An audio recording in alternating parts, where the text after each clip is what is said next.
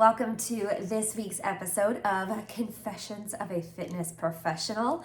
I'm your Fit Pro, Andra Anderson, and this week's confession has some, I would say, traditional followers or clients or individuals have an issue with it. So I'm going to talk about when you know, the time you know, how you know when it's okay to quit. Now, some of my more traditional followers or clients, and that even includes my lovely dear husband, would say never. If you make a commitment to something, if you sign up for something, for a job, a task, whatever it is, you don't quit. But I'm here to tell you that it's okay to quit. It's okay to quit. Now, I know this is a topic that we have tackled on the podcast before when I talked about the times that I almost quit fitness. Yeah. So we're coming back to this topic and it's super fresh on my mind. So just a little update in the world of Fit with Andra. This year I engaged with a large gym facility, and my intention was to teach like one class a week. And that quickly escalated to like 3 or 4 classes a week, which was manageable for a while, and then it became kind of too much. But things sort of escalated that were unexpected or unplanned, and I have parted ways with that facility. So I am in this process now of kind of reorganizing and redefining what it means to be a group fitness instructor in my mind, and what my priorities are in terms of the classes and locations and what I offer. So we're going to dive into this confession. You might be sitting there thinking, I'm thinking about quitting, and this is a hot season for it. In most companies, in most industries, for whatever reason, July tends to be the month that most people put in their notice. Right smack dab in the middle of the summer. It's also like the beginning or end of a fiscal year for most companies, so it just makes sense that that's when most people will put in their notice. I have quit several jobs and including like my first after school job, quit because it was like, I'm moving, bye.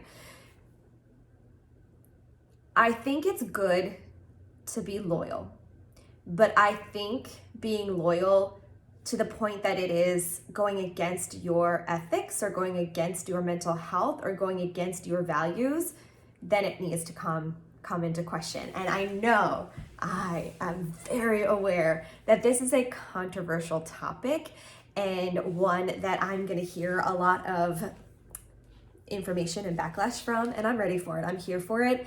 You are allowed to have your opinion. This is my podcast, so I'm going to share my opinion. You might never, ever, ever want to quit, and you might be that person that will continue to do the same things on the same days, the same months, year after year after year, and that's great. I love that for you. If that is your happiness and that makes you feel really good, keep doing it. But the reality is, many individuals are going to find themselves in a position of questioning, is this what I want? Is this right for me? Should I still be here? So I'm here to help you out with that. So there's a big, I want to say trend, a hot trend, this idea of quiet quitting. And what that means is you give the bare minimum required to complete that job, to complete that task. You don't go over above and beyond. You're not lining yourself up for a promotion. A lot of what I see when I read about quiet quitting or people talk to me about quiet quitting, they are just overworked. They have too many responsibilities and they're not seeing the benefit of going above and beyond. They're not seeing the benefit of overextending themselves. And I think the worldwide pandemic brought to light a lot of this, because you're all of a sudden you're changing up how you do your work, you're changing up maybe where you do your work, and you start to realize more things about yourself, realize more things about the company that you're working for, and that will encourage some changes that might want you to make some changes. Now, let me put this out there. Earlier in my professional career, I would have said, go above and beyond, do every little thing possible, imaginable, because I wanted to fast track, I wanted to be promoted, and I got what I wanted because I worked really, really hard and I put in the time and the effort. I'm not that you could be pro or con, but I'm not pro quiet quitting. In my mind, if you are going to invest your time in a job or a profession, you should give it your all. Do your due diligence to give it your all, to be the best that you can be for yourself, not necessarily for the company, more for yourself, right? I'm not a fan of blindly following. I'm not a fan of blanket principles. I'm not a fan of blanket rules. I'm not a fan of needless rules. Those things I'm not a fan of. But if you are going through the motions and you are at this point where you are quiet quitting, it's time to be a little more self-aware and maybe evaluate why you feel that way. Now, perhaps you feel stuck because you're in a position that has really good benefits, but it's kind of like in your mind, not where you want to be. If you have power, if you have anything that you can personally do to change and work for a different company, work a different job, do that. But I'm not out here to say go above and beyond all the time. I don't think going above and beyond in every single season is actually human possible, nor is it something that you should really prioritize or be doing for yourself. I think putting all of your love and effort and loyalty into one company is a thing of the past. I really do. I think you're going to see more people jumping from industry to industry, from company to company, and that's not necessarily a bad thing. Coming into the work beyond fitness, the work that I do in my non-fitness career, there were so many benefits to coming into my current position from my previous position. I'm able to bring more to the table because of the experience and the background that I have. Yes, it's the same industry of education, but they were two totally different sides of the job, two totally different priorities, two totally different audiences. And I think I bring a lot more to the table because of my past job. Could I have stayed at that job forever? I mean, in theory, but no, I could not have. No, I could not have. But I want to help. I want to help you. My intention for this podcast, for fitness, for everything that I'm doing in my life is to provide help, is to share the knowledge that I have acquired and give it away, to give it to you. So let's talk about signs that you should quit your job. And full disclosure, I quit a job this weekend. So it is very fresh on my mind. I don't think it was wrong for me to do it. I do not regret it. I do not regret the way that I did it, because there's a good way and a bad way to leave a job.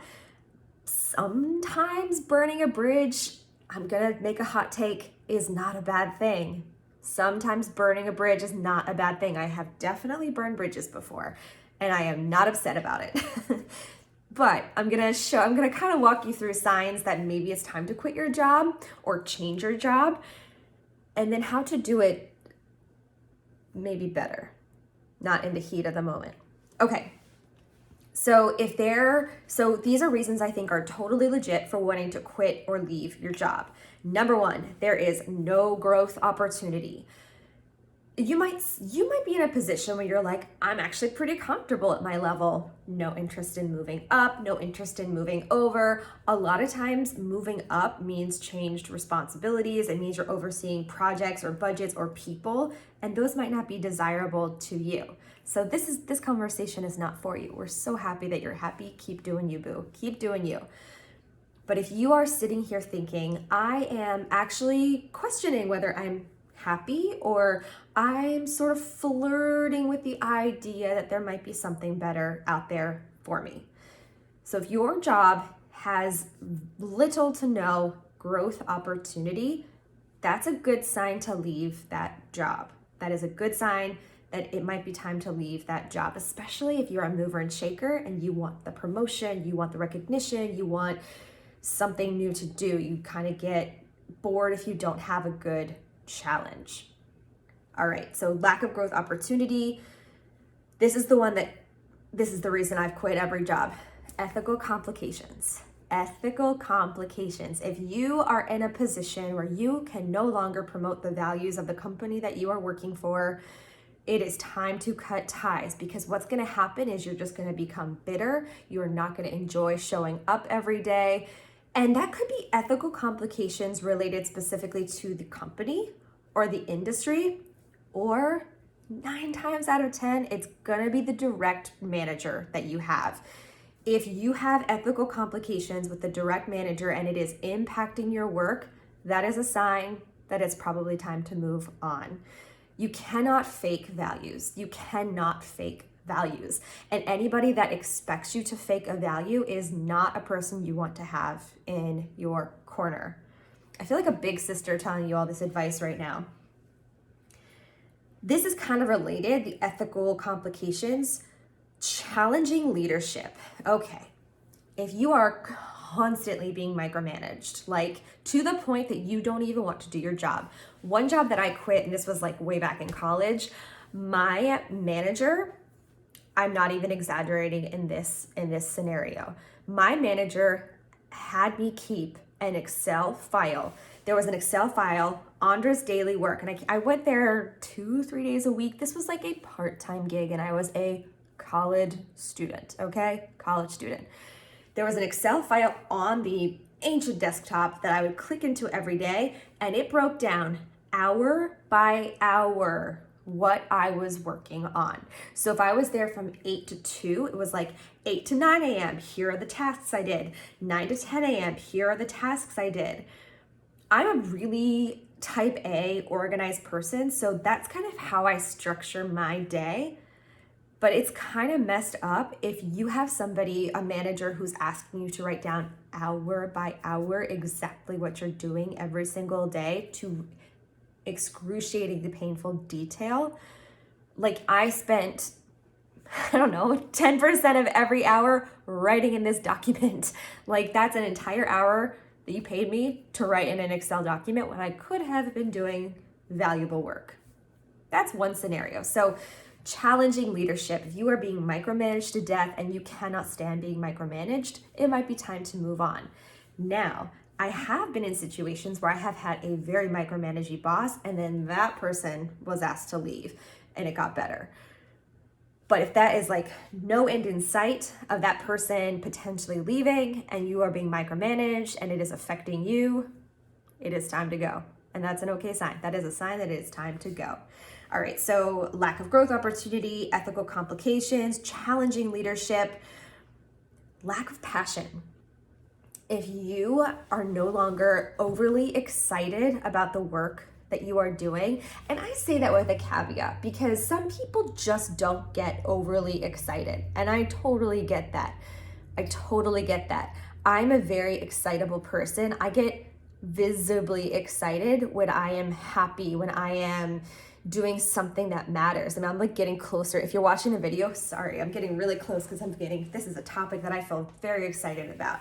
So you may not have that level of excitement, but if you are finding that you are just not happy going to work, if it's like a chore, if it's hard for you to get up in the morning to go to this job, that is a sign that it is time to quit and move on to something else. That is a sign. And I'll give you one more. So I've got 5, but I'm sure, and if you have others, don't hold on to that information. Share it. Mental health considerations. Okay, so I was in a position once where I managed people and I had somebody that just like couldn't get it together, had so many complications, so many issues, just missed most days of work. If that is happening and the reason that you're missing work is because the environment is not friendly to what you need to be successful, then it's time to quit. I think not every company. I actually, oh my gosh, I heard it. I was at a meeting about a month ago at a company, and I heard them talking about pretty inappropriately about mental health concerns and like people wanting more flexible jobs. And they were like, no, people work better when they're in person. Why does somebody want to work from home? And I was like, ooh, red flag. I will never work for that company. I had to be at that meeting for something else, but I will never work for that company. If you're finding that you're hitting a roadblock and a company is not being flexible with the support and things that you need to be a successful human, it's time to move on. And look, all of those things might bring anxiety and it might be scary. And I have quit jobs with no backup. I have quit jobs with no backup. I know, I know how scary it can be. There is so much work. There is always going to be more work. You will always be able to do more work. But don't you dare allow yourself, put yourself in a position where you're just so miserable and unhappy that it reflects in your work, it reflects in your coworkers, it reflects in the company. Like, I don't really care about the company, I care more about you. Just know that there is possibility, there is a position, there is something for you, there is a job for you. There are multiple jobs. I am a firm believer that there is not one perfect job for everybody. There are multiple perfect jobs for everybody. There are jobs that we haven't even thought of yet that could be a perfect match for you. I remember being in college and the whole like green collar industry was really booming and just being reborn or majorly born. I mean, if people like a social media person, that's a job that never existed before I was in college. I mean, just think of all the things that we haven't even dreamt up yet. There are other positions for you, and it is okay. It's okay to leave something. It can be really hard. One of the most challenging things from every job I've ever quit was leaving my students, leaving some of the people, not all the people, some people I was like, bye, good riddance. The people are harder to leave than the company. And I think that's probably always going to be true. But you will move on. They will move on. And let's face it, if something were to happen to you and you needed to vacate your position, they'll find a replacement for you pretty quickly. So don't put all of your eggs in the basket. Don't think that the company is going to take care of you necessarily. You're going to take care of you. And if any of these things are resonating with you, then that might be a sign that it's time for you to move on. And I know the word quit is so harsh and it sounds really heavy and it sounds really big, but it's just 4 little letters. And it could be the difference between you showing up happy and doing your best work and being miserable every single day. And again, I fully recognize that sometimes you are not in a position where you can leave. Like maybe you're in a job specifically because of a benefit that somebody else in your family is getting. I feel that. Once that goal is hit, once that family member gets what they need, get out of there if you're not happy. I get it. I get that it's a privilege to move jobs. I get that. And it might not be possible for you right now. But if there is any wiggle room and you're not happy and any of these signs really resonate with you, think about looking for a career coach or think about reaching out to somebody, a friend or a trusted mentor to help you consider possible next steps and moving on. Now let's talk about the right and wrong ways to leave. Leaving in the heat of the moment is so satisfactory. I get it. But it's probably not the right scenario for like 99% of things. Probably not. There's a good way to leave. And I'm okay with burning a bridge depending on who you're burning that bridge with. There's some individuals that are just awful managers and I was very happy to be gone, to leave them. But a good way to go is kind of this like compliment sandwich, being like, this is such a great opportunity. I'm gonna have to leave it. Again, thank you so much for providing this opportunity to me. Like, don't leave. Don't make it worse than it needs to be. Like, you're getting what you want by moving on. You don't have to deal with that job anymore. You don't have to deal with that company anymore. Don't rub it in and make it worse than it needs to, because that really just reflects poorly on you. Your leaving is enough of a statement that you don't have to rub in exactly what they're doing wrong. Now, I will say, if it's something incredibly illegal and unethical, I would make a big stink about it. I would, in a proper channel, a way that's really big that more people would be able to see. But I'd say probably for the most part, a lot of quitting, or if you are quitting a job, is probably going to be the result of something that is impacting just you and not necessarily like lots and lots and lots of other people. So I think the most courteous way to leave and most professional way to leave is just to be like, thank you for the opportunity, I'm out. I've given notice before. I gave like 3 weeks notice at one job. I gave 2 days at one job. I gave no days at another job. It really just depends on the situation. I don't think there is necessarily a right or wrong for when you do it. I would highly suggest making sure you're at the end of a pay period before you go. That way you're getting like the most benefit. But I don't know that there's necessarily a perfect time. It's just the right time for that particular position. And I would advise getting some advice, but I would not advise getting a lot of advice, because people might talk you out of it. And if it's something that is in your gut, you really believe to be the right thing to do for you, I think you should do it. And don't let other people talk you out of it based on their fears, because again, they're not the ones showing up to the job that you're doing every single day or however often you're going to that job. So this week's confession: sometimes it's okay to quit. If any of that resonated with you, I'd love to hear it. If you have any other tips of ways that you've gracefully left a job, or other signs that maybe it was a good idea to leave a job, don't hold on to that information. Make sure you share it. And make sure if you're on YouTube, you are hitting the subscribe button, you're liking the videos. Make sure if you are on the podcast, I would love a review. It always helps us. And take care of yourself. See you next time. Bye.